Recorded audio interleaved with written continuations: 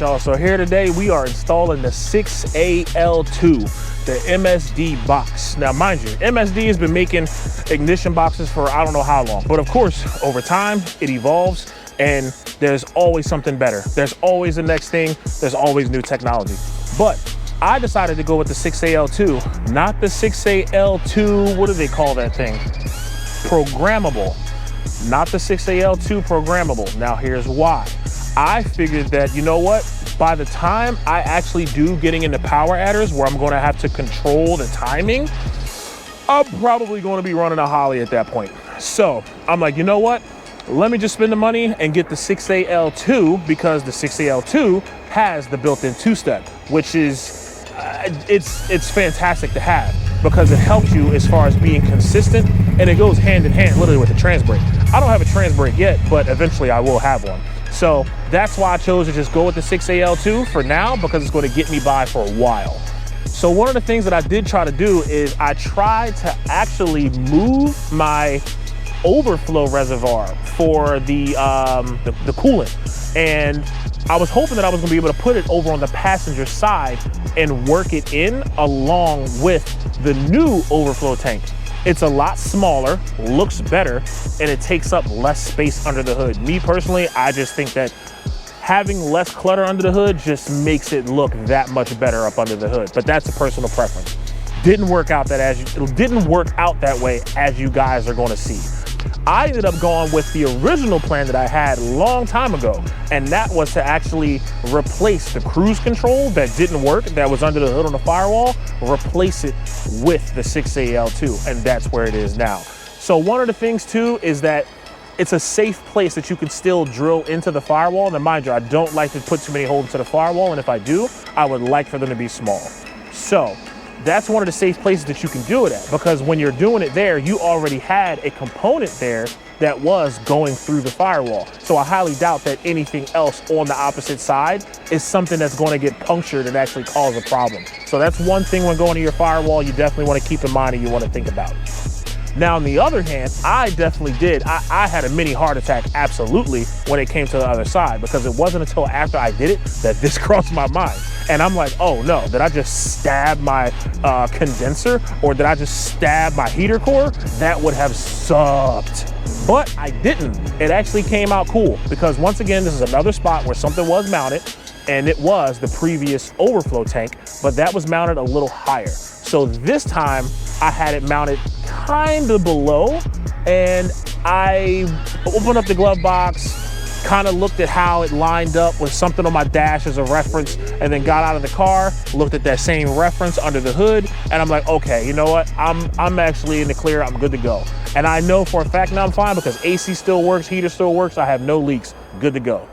So just to give you a rough draft of what I'm about to say, because I know I'm about to explain it probably like 3 times, but the whole point of actually having the two-step is to hold your engine RPMs at whatever benefits you the most. It all depends on what RPM you need to be at in order to leave and make it one of the best runs that you can possibly do. And if you can consistently lock on to that RPM and know what it is, that helps with your consistency as far as having consistent times. So your times aren't all over the place when you're going to the track and you're trying to make a run. So eventually I'll get to a point where I actually do get the cow tracks dialed in, and then once they're dialed in, I'll find out whatever I can take on the streets of Mexico. And once I do find out how much that is that I can get it dialed into, to find out what RPM's good for me consistently without either A, engaging the line lock and the back tire starting to spin, or B, I'm actually pushing through the brakes. Don't want to do either one of those, so I got to figure that out. And then on top of that, it will change. I mean, when I go to the track, I'm quite sure on a prepped surface, I'm probably going to be able to go up a little higher in the RPMs without either spinning or pushing through the brakes, because the track can take it, it's prepped, it sticks, it's going to be a different ballgame. And on top of that, when I'm on, slicks, if I'm on Hoosiers, if I'm on Mickey Thompson's, whatever the case may be, slicks, those in themselves is going to change the game. That's going to actually change how much RPM I actually go up to. So let's get into the install, show you guys how to put this thing in. Super simple on this truck, especially when you have the adapter, and there's not much to it. So great to have, man. All right, here it is, man. This is the 6AL2 with the built-in two-step. So Now we got the, I mean, this is a lot of connections, a lot of screws, bolts. They got rubber mounts in here, all that stuff. We'll make sense of that later. Then here's another harness. We'll see where that goes in time. And here's the brains of the operation. There it is. So I got my box in black just because that's just a personal preference that I wanted under the hood. And this one is definitely where you can see it says factory reconditioned. This one, there is a price difference. This one's cheaper, and also getting it from Holley, you get the same warranty that you would get on one, whether you got one new or whether you got one refurbished. So, especially refurbished directly from MSD. So, on the back of this thing, that's where they have a diagram. You can Google the diagram and see it too, but this diagram will give you an idea, well, not an idea, it'll actually tell you straight up what goes where. Where does it go? How do the wires go? And all of that good stuff. And also in here, you got more directions explaining how things go, how it works and whatnot, and all the buttons and where you turn and all that good stuff. But we'll get into that later, like I said. All right, so looking a little deeper, all the controls are going to be up at the top. Now, the one thing that did kind of get me a little bit is I was like, man, it would be nice to have this thing right side up and, you know, mounted under the hood. But the way that I'm going to do it, honestly, for functionability, I'm going to have to mount it upside down. And this thing's a sticker, so it's not even like I could, like, you know, peel it off without screwing it up and then flip it the other way around. I'm thinking about covering this thing up with like a sticker that says like taser, taser, taser, or like, you know, skippity pip pat, because it sounds like a two-step. I don't know, I might do that. So here's the top controls where you you know, set up the two-step that's off to the left side of that power light, the status light. That way you can control the RPMs from, you know, 1,000 or, you know, 100 RPM increments. So this is pretty much where you're going to figure out, like, okay, you know, where am I going to set my two-step to? Am I going to have it, you know, set to 1,500, 2,000, 3,000, whatever the case may be for your application. This is going to be a little more trickier for me because, well, I mean, not more really, because I don't really have any power, but at the same time, I'm trying to get the most of what this thing's for. That's what's going to make it a little tricky.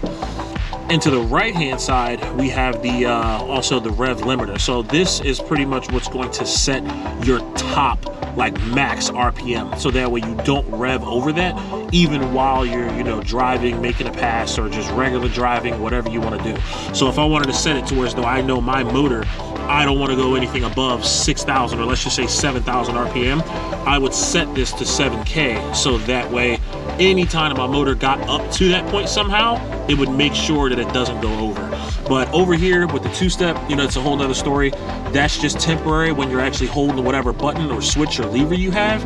And this is going to be activated when that button's activated. Me, I'm probably going to use the one that's on my steering wheel to activate this.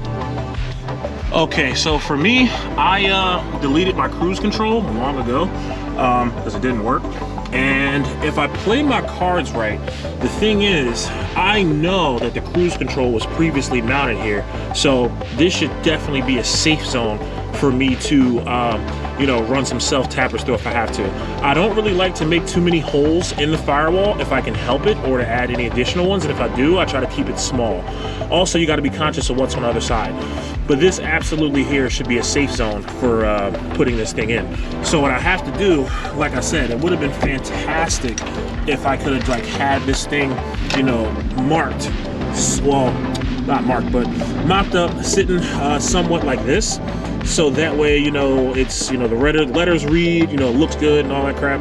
But like I said, because of functionability, I am definitely going to have it this way, so that way I can actually pop the hood and get access to, you know, where I want to set these, set everything up to. So at this point, I'm just going to see, pretty much, you know, get an idea of where I'm going to put everything at, so that way I can mock up where the holes are going to go. And I have my own rubber feet that I'm going to use behind here, and my own self-tappers that I'm going to use, even though inside of the pack it did come with well, no, I don't think it came with self-tappers. It came with some other stuff. So in the pack, I kind of spread it out so that way you can see the, oh, no. So in the pack, I kind of spread it out so that way you can kind of see everything that's in here. But it has the rubber feet, and the thing about these rubber feet is that it has kind of like a nut and bolt setup. So if I was to go through the firewall with this, I would have to be able to get on the other side to actually put a bolt on it. That's not happening. And then they actually have bolts that also go to this end. So like I said, that's why I'm gonna run my own stuff. Okay, so here's the stuff that I used. I ordered these off of Amazon. These are the ones that I use for like almost like everything. Anything that I want some sort of like shock absorption or anything. These are the ones I use that's kind of like rubber grommets. Got them off Amazon. I think they're like 12 bucks.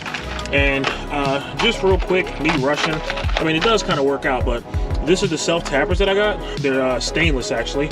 And these are the washers that I used.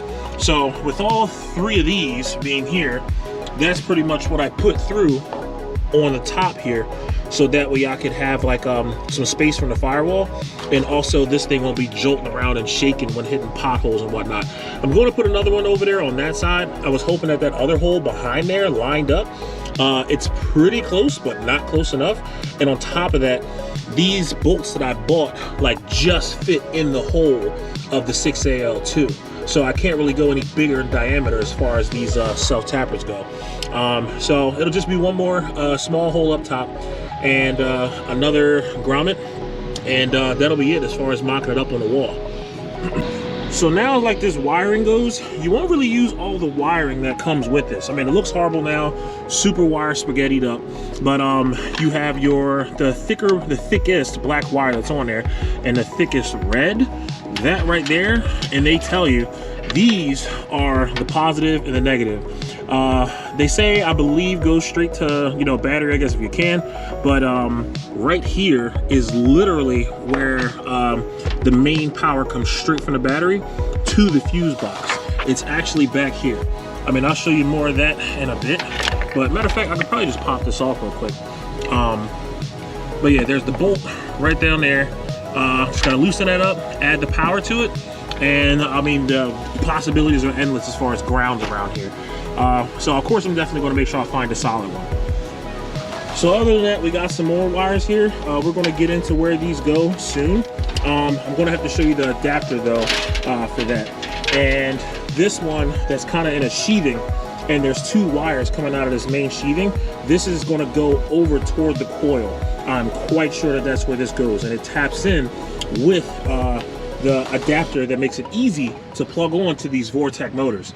So this right here is the adapter, part number right there, and this makes it really easy, really simple as far as hooking these up. You don't have to do too much you know, cutting and crimping and whatnot. Only thing I can think of is maybe if I don't have enough length on the wire to do what I needed to do, but it pretty much goes in between here. So it's going to connect, and when it does, it's going to connect here, and it's going to connect here. These two are gonna plug into that adapter, and when it does, that's what's going to make it easy to just plug in the other wires. And last but not least, this blue, if I'm not mistaken, that is for the switch, which is probably gonna be the one that goes with the button on the steering wheel, but we'll see. All right, so trying to get this thing plugged in. The one that comes directly off the coil, that goes into here, and also it's 3 prongs in here, 3 on here. So that clips right in there. And then what else we got here? And then this other end, the opposite end, goes back inside the coil. Like so. Boom. So that's that part. And now you have these wires here that are sticking out. And these wires are going to go to the wires that are coming from the 6AL. This one just goes back in. This is untouched. The one that goes into the, I forgot what this thing is called.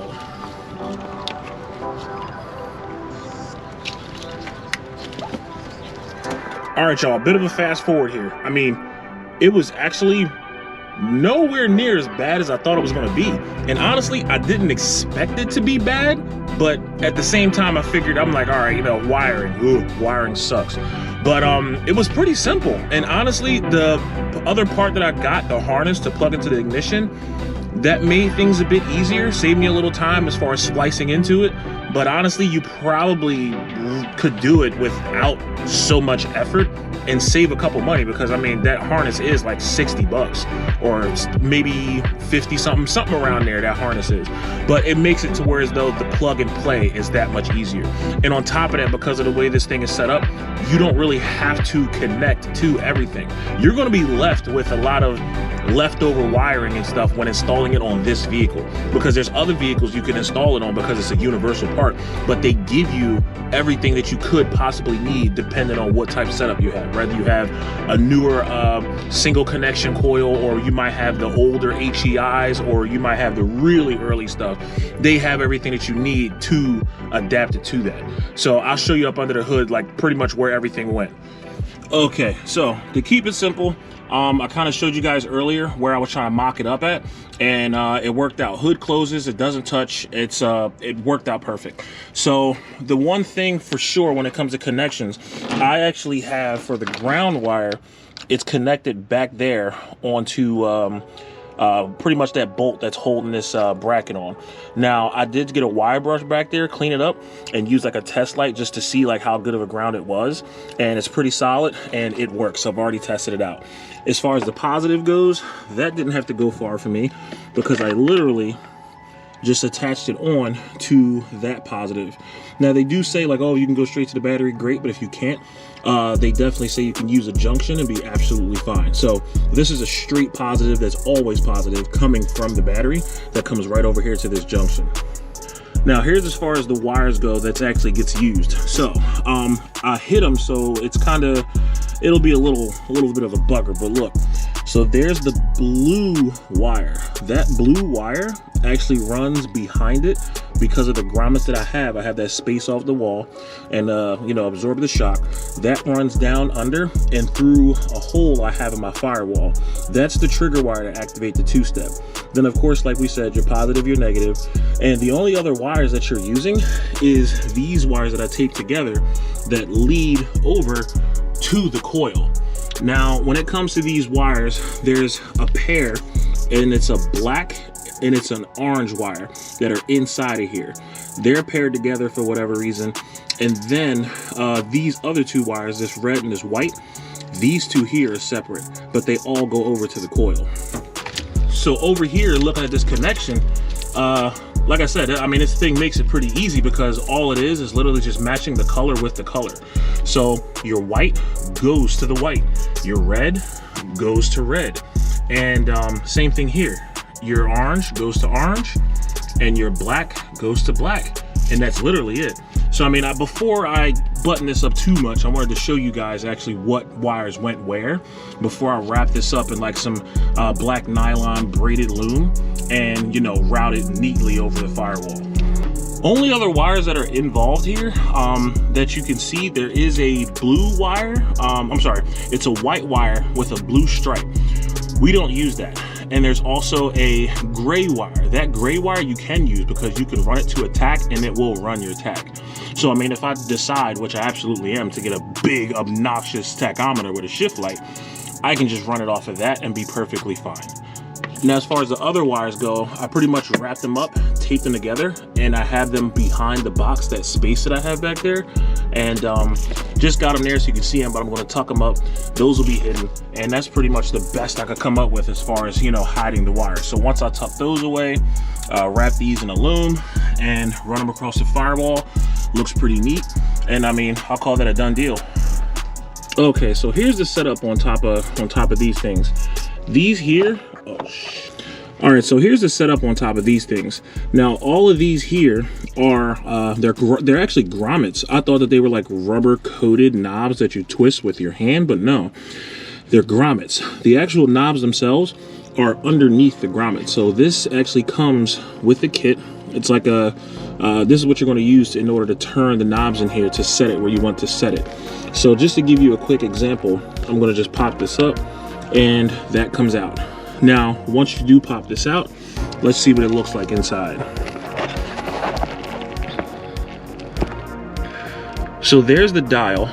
Not sure how this is coming up on camera because I mean, I can't get this thing to focus like I want to. But long story short, inside of there is numbered like 1 all the way up to 9, maybe even 10, but it's numbered individually. So if I wanted to set this thing to, and this is for the two-step side, to say, I don't know, 2000 RPM, which is where I set this at just to test it out at first. I just take this knob, turn it to 2. This 100, if I wanted to do 2500 RPMs, I set this to 2, and I'd set this one over here on the 100 side, I'd set that to 5. That'll be 2500 RPM, and that's where it'll be set at. So other than that, when it comes to the other side, like I had showed you guys earlier, this one right here, 1000 and 100. So same setup as this side, but this is the high end. This is the max that you want your engine to rev to. So I actually set this to 6000. So I just put on the 100 side, put that to 0, came over here on the 1000 side and ran that to 6. So 6,000 RPM, it's not going to spin any faster than that. Once again, I mean, I'm still on a stock motor, still have a lot to do. So that's pretty much where I'm capping it off at. And then over here, last but not least, on the end, it says cylinder. You can set this to 4, 6, 8, whatever cylinders your engine has. So definitely make sure that this is 8 on this side. All right, again, don't judge me here. So I started pulling some of these wires out. And I mean, I have quite a few things going on inside of this fuse box, but what I did, and I guess I'm showing you guys this one just because I actually used the harness that you can buy. So this fuse extender, whatever you want to call it, it gives you 2 slots for a fuse. You have the one that controls whatever was originally in this slot, and you have the one that's going to the wire that you're actually trying to get power for. So I have a 30 amp in here just because that's what I had, and as you can tell, it's on the outer one, so that's the one that's actually giving power. That wire there, this is one of those constant fuses. It's not one that's only on when like the ignition's on, which I could have did too, but I just wanted this one to be kind of further away. So that is what's going and giving this button power. So this button has power, and like we talked about before, that blue wire coming off the 6AL2, that blue wire comes in and is on the opposite end of this button. So I have the fuse box, that wire giving it power, going into one side of this button, and once I push the button in, then it completes the circuit, sends power out to the 2-step. So as long as I am holding this button, I will not go over that 2000 RPM that I set. And I mean, I had a couple options, but the 2-step I wanted to put on my left hand, because my left hand is going to be on the wheel, right hand is still going to be on the shifter. So what I'll probably do is I'll have my line lock on one of these buttons, whichever one feels more comfortable, and I'll be able to hold the line lock and shift with this the buttons over here on this, and over here this hand is going to remain on the wheel, and even when I let go, I'll still have a hand on the wheel. Okay, so they really cover the bases here when they give you all of the instructions to install this, because they cover all the way from freaking old Fords, Chryslers, Mopar, which is the same crap, Chevys, all kinds of years. And it's not stapled together, I guess, because they figured you're just going to take out what you need and focus on that, which makes sense. And of course, they do give you an explanation as to what every wire is for, in case you were just raw dogging it and like splicing in and connecting, which is perfectly fine. But this will help you out with that. So this here is the one that comes with this one. And I mean, when you buy it, it's going to come with it, but just in case, why not just give you guys a quick look. So over here where it says blue, that one is the wire that I have going to the button on my steering wheel. That's to activate the 2-step. And then when it comes over to these, having the harness makes it a lot easier, but it's literally just color matching. So you got your orange to orange, black to black, white to white, and your red to red. Once those are out of the way, you literally just have your positive and your negative to give this box power. Those are easy to tell because they're the thickest wires of them all. And once you have those two installed, giving the box power, you have these going to the coil. Your next thing is the blue wire. All of those there is all you need to actually have this thing running. A few of these, which you'll see these connections, you're not going to use. The blue and the white wire with the blue line, not going to use that. The gray one though is still an option because that is a tack output, so that can go to a tachometer and give the signal. And this one here is actually one that comes with the harness itself, the plug harness that goes to the coil. This one comes with that. So what they have here, this isn't a 6AL2, but it does kind of explain where the things go that you actually do need, except for the blue wire, because once again, this isn't a 6AL2, so there is no built-in two-step on this one. But it does give you a general idea of how it works. But the one that I just showed you previously, that's the way to go.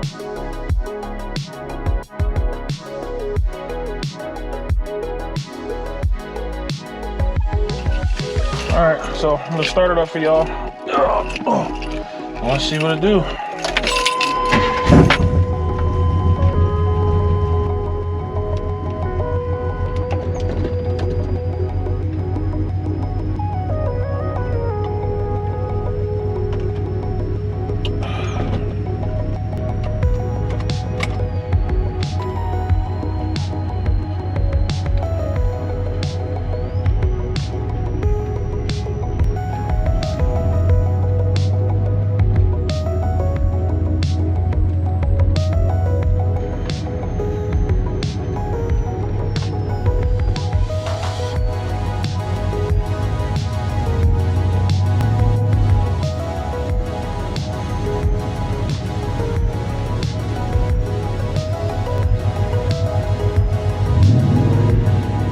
That's going up to 2,500 RPM.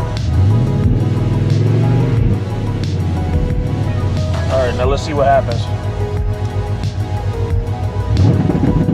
Ooh, yeah, that's what I'm talking about. One more time. Oh man.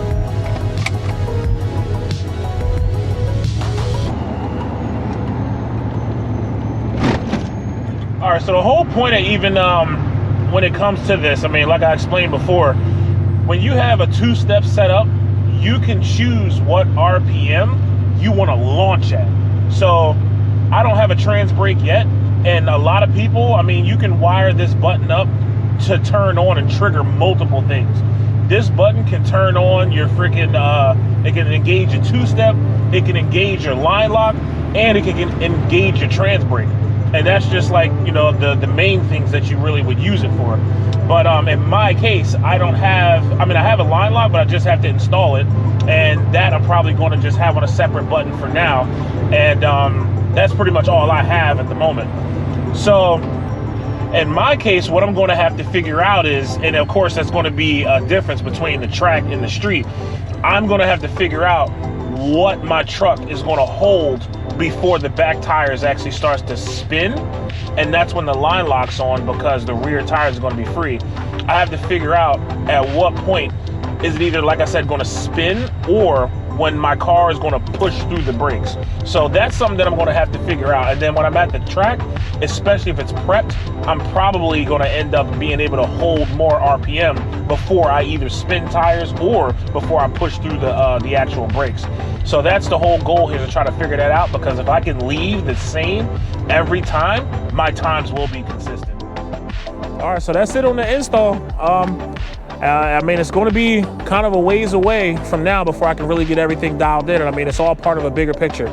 Once again, over here, we're doing things on a low buck, man. We're doing things as cost efficiently as possible. And I mean, you don't even have to be able to cash out on this stuff all out of pocket. I mean, they got so many different ways to pay for this stuff. I mean, you got pay in 4 plans, you got pay in 3s, pay over 6 months, pay over 12 months, whatever it is that you can do, that you'll be able to get it done.